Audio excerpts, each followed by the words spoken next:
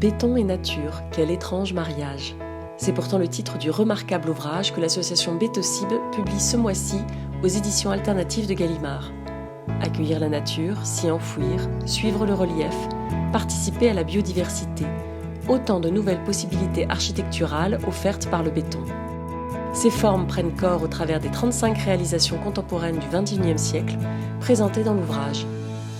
Donc ce livre, c'est un témoignage sur des exemples, je trouve, lumineux de la manière dont le béton peut effectivement contribuer à faire de l'architecture, c'est-à-dire à créer des lieux, à transformer des lieux, à écrire une nouvelle page de l'histoire d'un lieu, un lieu de nature ou un lieu urbain recevant de la nature pour abriter des activités humaines.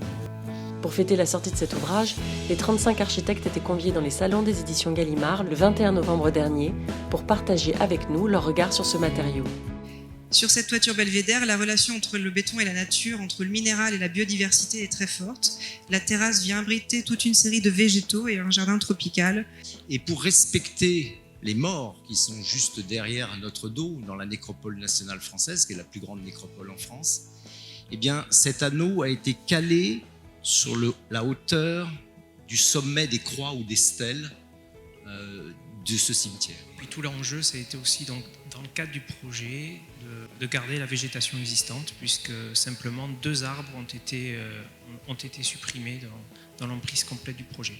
On a une route, une corniche qui passe au-dessus du bâtiment, et l'idée c'était que le piéton puisse continuer à avoir cette vue exceptionnelle en longeant le bâtiment en amont. Ce livre est un travail collectif de l'association. Les textes sont de la journaliste Margot Guillain, sous la direction de Claire Sion-Barbou, architecte et secrétaire générale de Bétocib. Il y a des éléments graphiques qui sont particuliers dans le livre, des textes qui retracent les problématiques pour chaque projet. Une citation de l'architecte les accompagne. Une fiche technique aussi complète qui valorise tous les intervenants.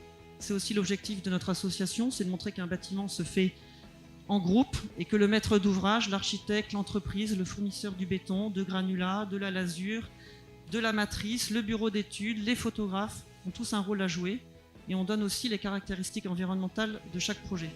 Le livre donne aussi la parole à des ingénieurs, des paysagistes, des experts qui aident à comprendre comment les qualités techniques du béton vont dans le sens du développement durable. La problématique que l'on doit développer, c'est faire du béton propre. Se débarrasser du plâtre et de la brique. Et après, on peut réutiliser en broyant et en criblant tous les bétons. On peut réutiliser les granulats. Bétonner, végétaliser, et il n'y a pas mieux que le béton pour pouvoir faire des toitures végétalisées.